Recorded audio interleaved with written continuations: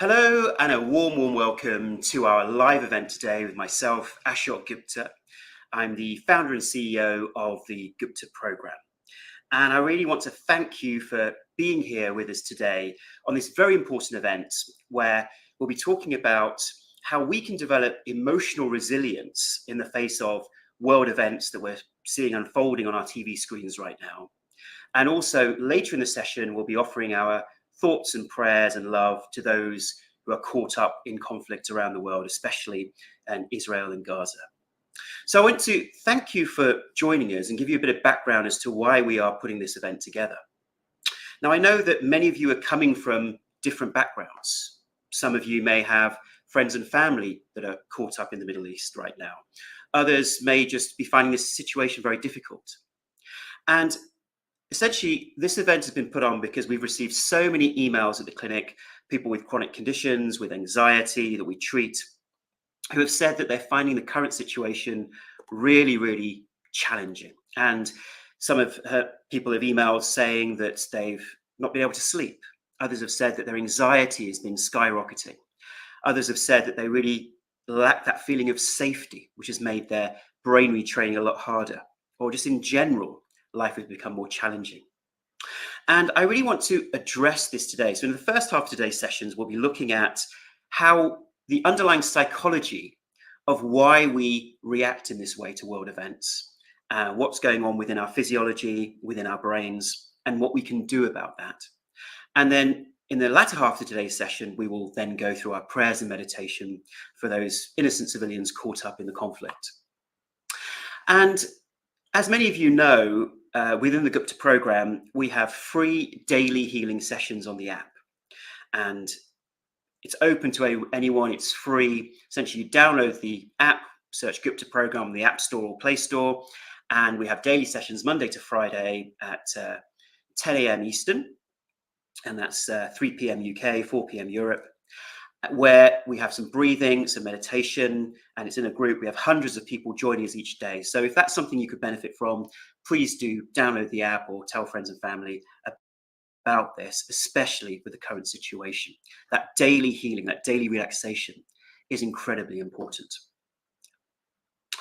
And before we go into today's session, let's just take a moment to breathe and center ourselves, because I know many of you once again, are finding the current situation very challenging. You may be experiencing stress, anxiety, and all those types of symptoms. And therefore, let's just take a moment to breathe and center. So let's close our eyes. And let's take a slow, deep breath in from the stomach.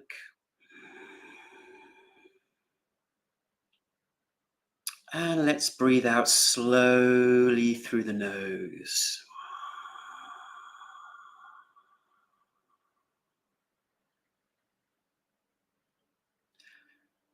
Once again, a deep breath in from the stomach.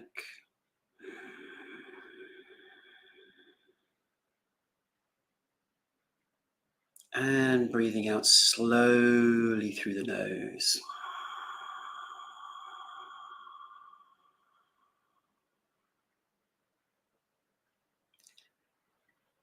And keeping our eyes closed,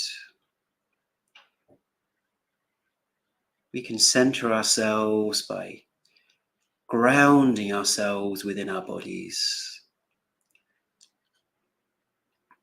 by really connecting to our feet on the floor right now. Just feeling grounded with our feet on the floor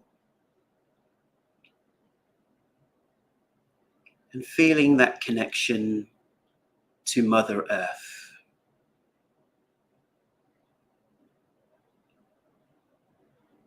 Just breathing slowly and deeply from the stomach with that sense of grounding.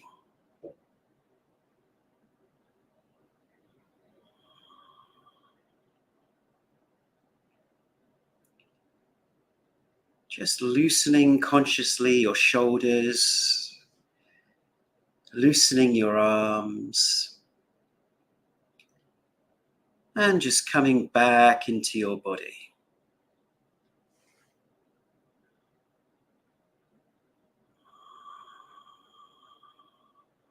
falling deep into your body, connecting to the earth.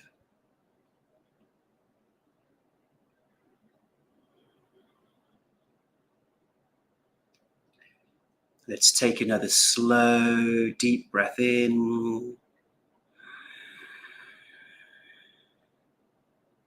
And breathe out through the nose slowly with a gentle smile on our face.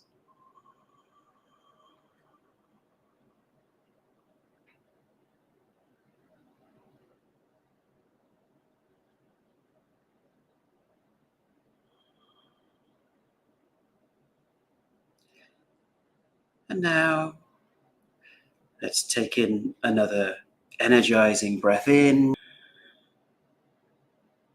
And breathing out slowly through the nose, is coming back into your body, back into the room.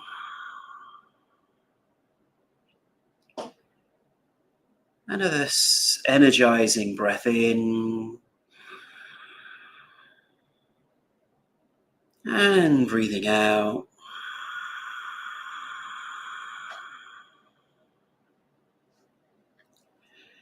And when you're ready, when you feel comfortable, you can just gently open your eyes.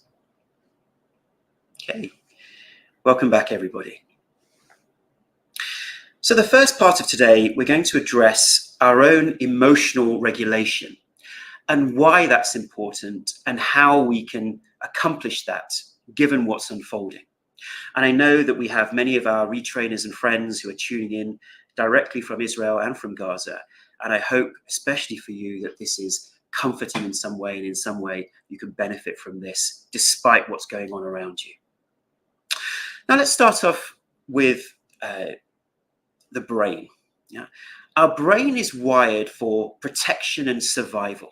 That is its priority. It's not directly wired for a feeling of safety.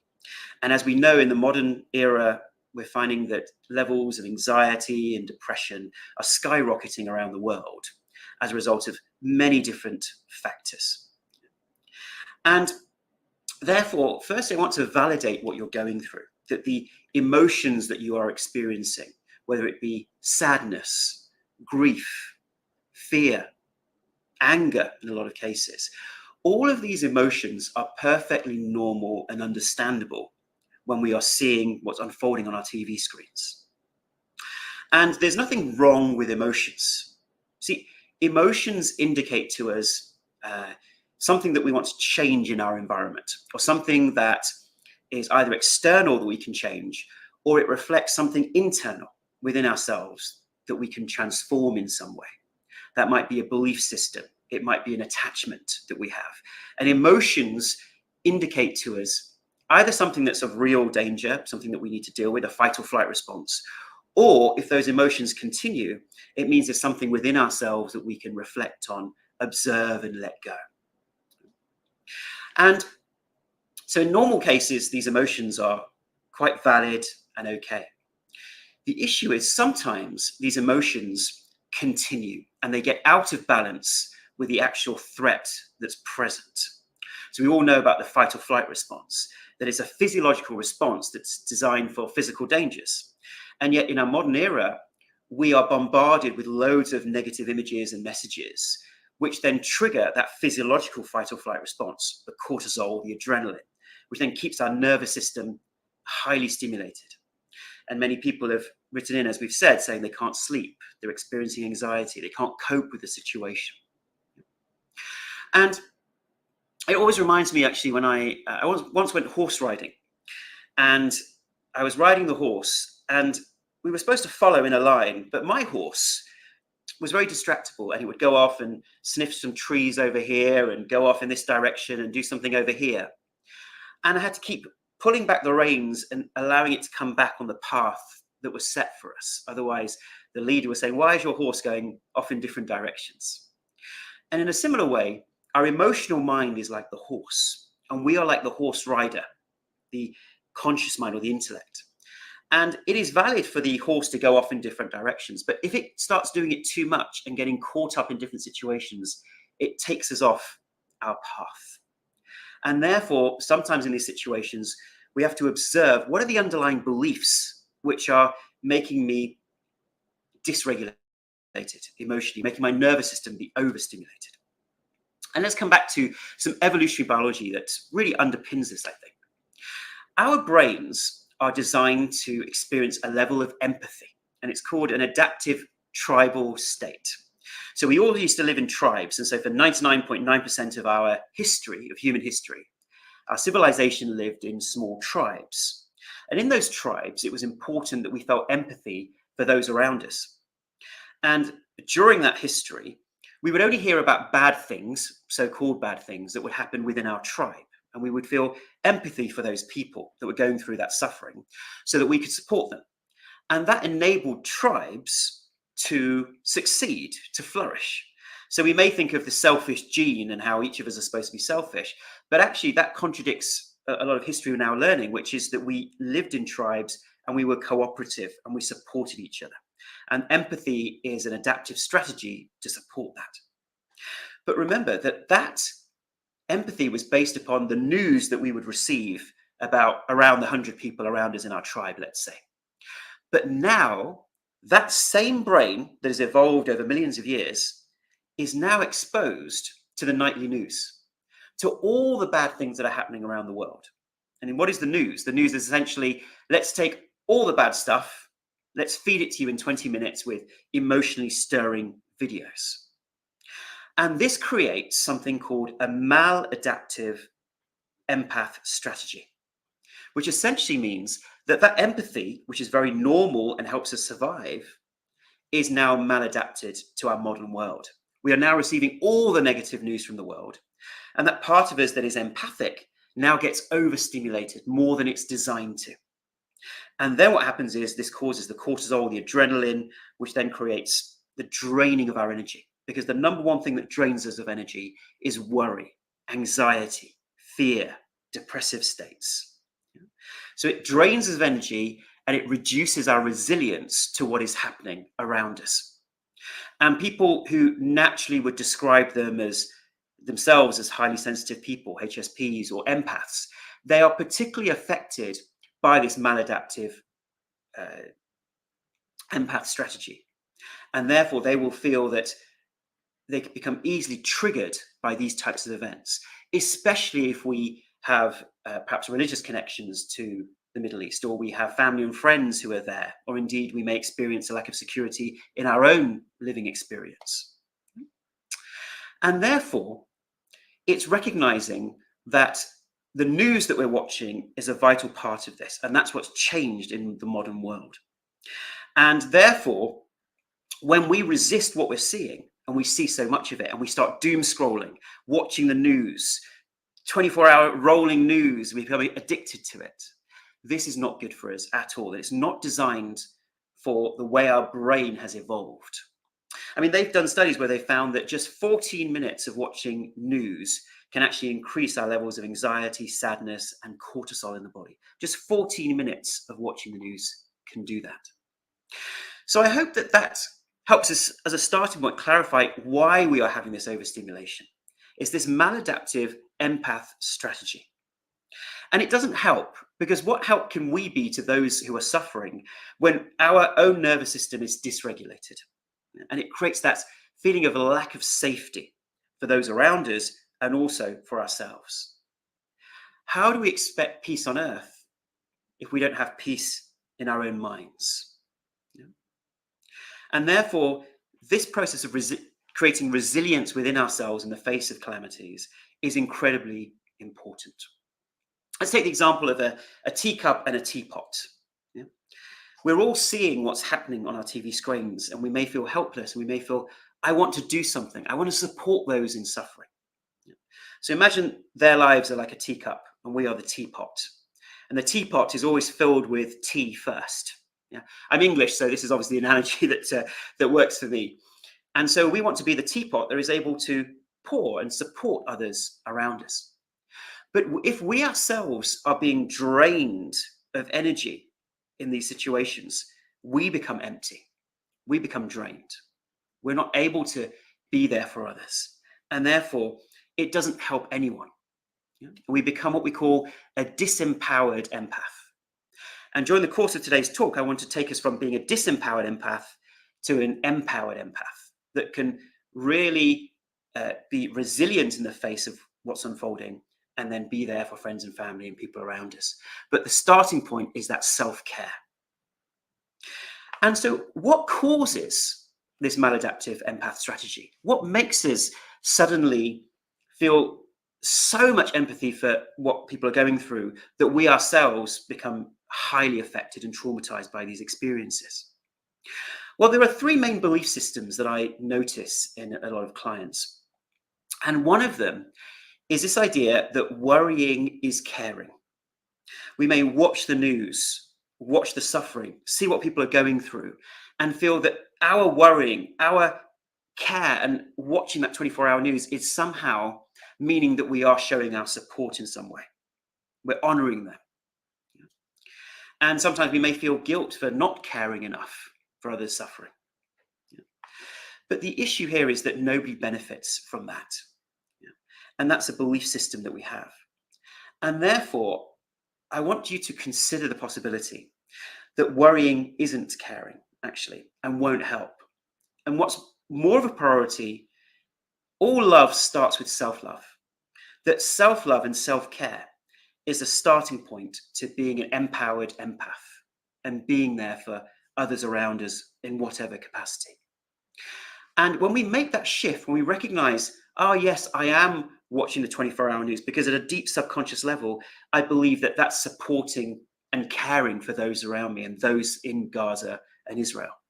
Whereas actually, I wonder if we can challenge that particular belief.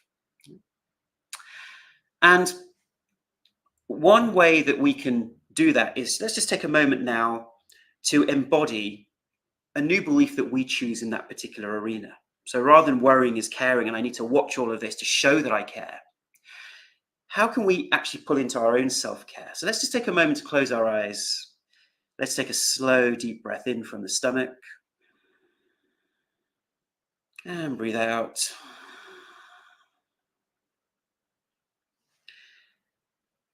And let's, with our eyes closed, despite what is happening in the Middle East, can we give ourselves permission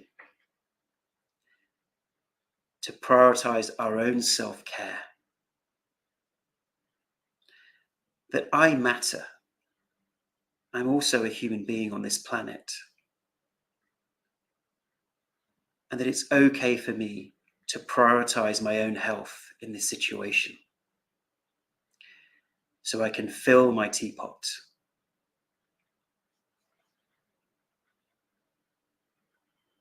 Just take a moment to sink into that new belief system of prioritizing self-care.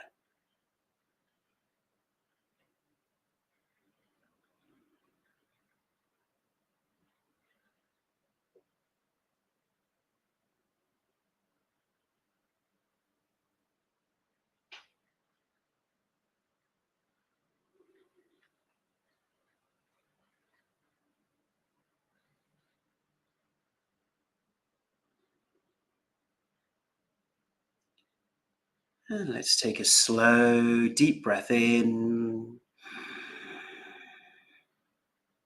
And let go. Another deep breath to embody self-care. And breathing out slowly through the nose, relaxing the system.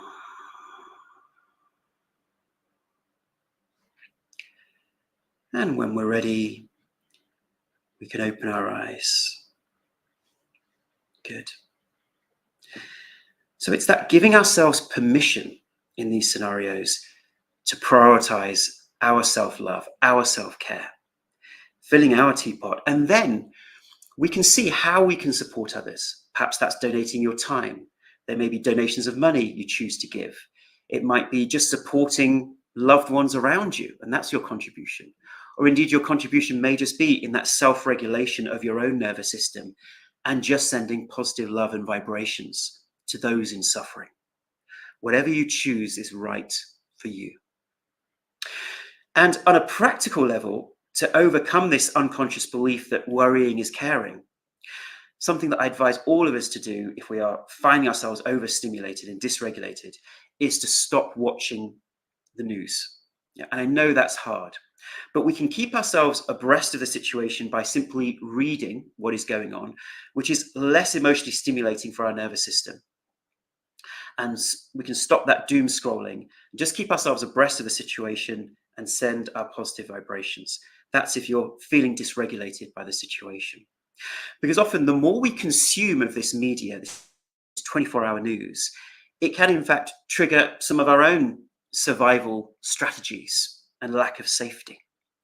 If we've experienced perhaps past mild to moderate trauma or violence or authority figures, it can trigger some of our own lack of safety.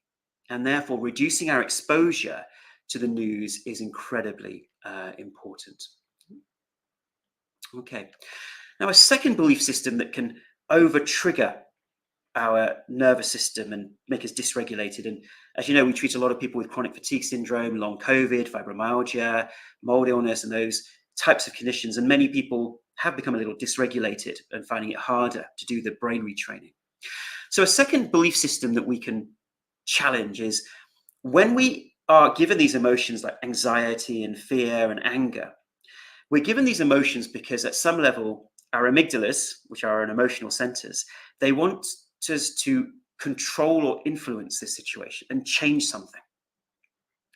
And yet, in the face of these situations, apart from the few things we might be able to do of contributing money or our time or supporting in some way or sending positive vibrations, there's not a lot that we can do. We don't have control or influence over this. Even world leaders and politicians have little influence over this. And therefore, it's letting go of that belief that I can somehow influence or control this, because that creates a sick feeling within us that I can't do anything. I feel helpless in the face of this, which also drains our resilience. Instead, it's letting go of that control. And something that some of you may find controversial is this idea of the grief cycle, that many of us are experiencing grief right now. And let me just share a slide actually around the grief cycle that some of you may find useful.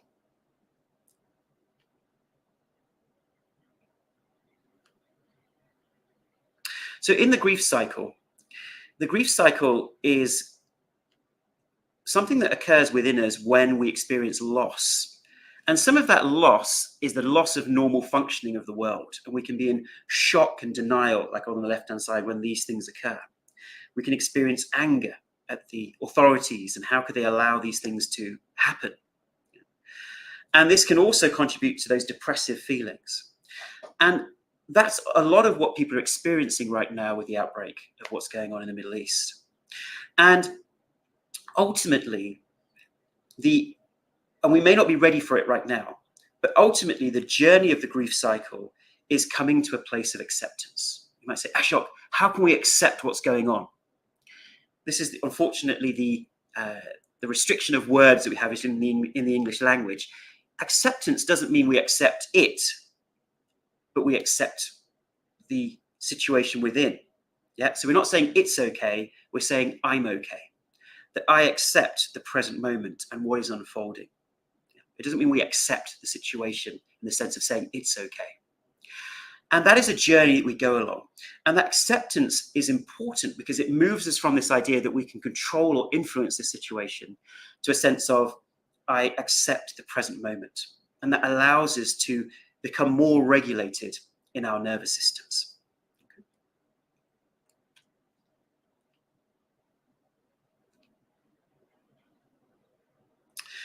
And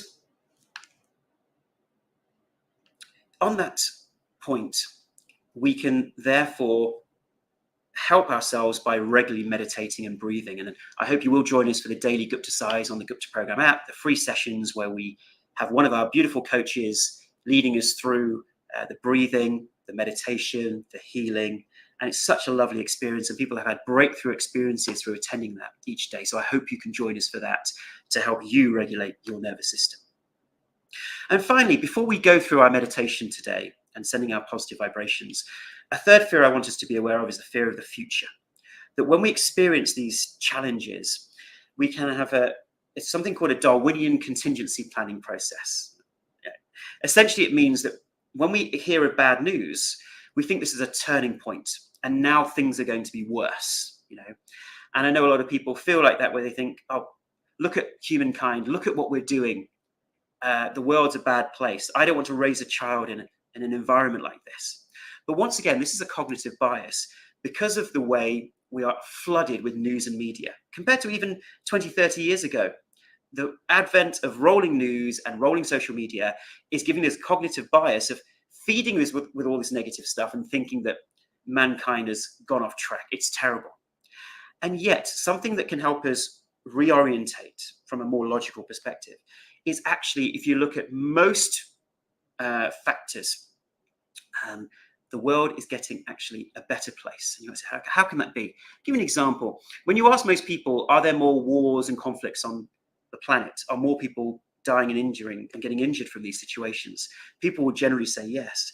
And yet the official statistics show that compared to all of human history since the Middle Ages, we now have a 20th of the deaths and injuries from war than we ever did in our history. Yeah, certainly in the last 20 or 30 years. So actually, war deaths are a 20th of what they used to be. They're much lower. The world has become a lot more of a peaceful place than it ever has been. It's just that we are fed, obviously, the news of all the worst things happening. Life expectancy has gone up. Democratic processes are there. Life expectancy has actually almost doubled this in the last 100 years. Healthcare and education has improved. Poverty has decreased. So I'm not saying there aren't bad things going on or things that we need to improve as a human society. But once again, let's not allow that cognitive bias of what we're seeing on TV to define our perspectives on life. Yeah. And the hope that we can give ourselves is humanity has been through this before. It will get through this. Things will improve, as bad as it feels now. And once again, we're all at different stages of that grief cycle. Some of us may not be able to feel that, but just embodying that in the meditation breathing that we do each day can really help us. So in summary, what I'd love us to do is to observe our minds and how it's reacting to the situation. And at a practical level, minimize our exposure to video news and really challenge those beliefs that worrying is caring, and instead saying, it's okay to give myself permission to self-care in these situations and prioritize that. And that I, secondly, don't have control, so acceptance and surrender to what is so is the only way forward to fill my pot, to fill my teapot. And thirdly, that we as a civilization have been through so many challenges, the whole of human history, and we will get through this together. So we can reflect on that very easily: self-care, acceptance and surrender, and together we'll get through this. And I hope that that's helped us just put these things in perspective. And once again, side by side, joining us for daily Gupta Size on the Gupta Program app. And in whatever way you want to support, whether it's through praying, donating, volunteering, that's also something that can give us a channel for that anxiety and the worry that we may experience. So thank you so much today for joining me and going through this process of really understanding at a deeper evolutionary biology level why we're experiencing this dysregulation, the underlying belief systems, and what we can do about it. And I hope that's been beneficial for you. And please do share this video with your friends and family, with other people who are going through these traumatic periods right now. And I hope this can bring some comfort to them and support them in their time of need. So now, obviously, what's important is now we've filled our cup, I've filled our teapot. We can now be in a better state, a resilient state, to then offer our positive vibrations to those in the Middle East. So what we're going to do is we're going to end this particular video now, and I'm going to start a new Facebook Live on the same page. So I'm going to end this stream, and what I'd like you to do in a couple of minutes' time is to refresh the page that you're on, the Gupta Program Facebook page or the YouTube video, wherever you are joining us. Refresh the page and you will see the new feed, and please join me and giving our prayers and meditation to those in Israel and Gaza. So thank you for watching, and we'll see you next time on the Gupta Program app. Thank you.